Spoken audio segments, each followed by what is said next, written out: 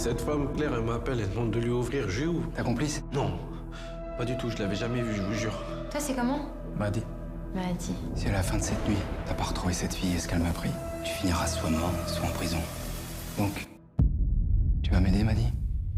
Ouais. Madi est un serrurier sans histoire. Tout bascule le soir où une femme lui demande d'ouvrir la porte de son appartement.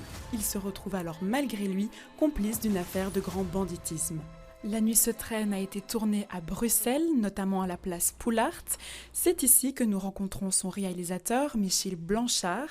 Il avait à cœur de mettre en avant Bruxelles pour son premier long métrage.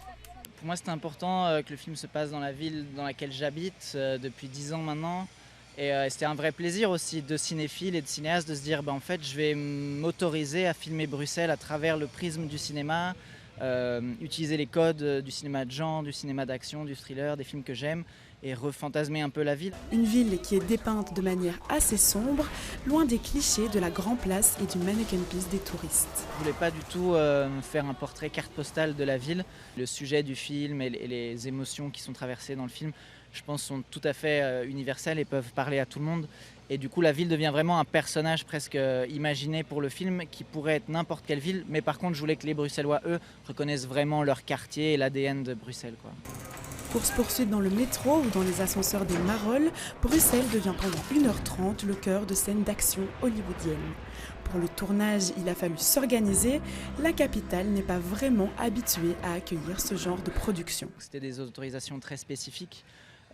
Beaucoup de blocages, notamment pour des questions de sécurité, parce que quand on filme une poursuite en voiture, par exemple, on ne peut pas se permettre que quelqu'un sorte de chez lui, etc. Donc il y a certaines rues, on avait même des régisseurs devant chaque porte. Tout le monde était un peu surpris des demandes qu'on avait, il n'y avait pas forcément de solution, donc c'était beaucoup de débrouillardise.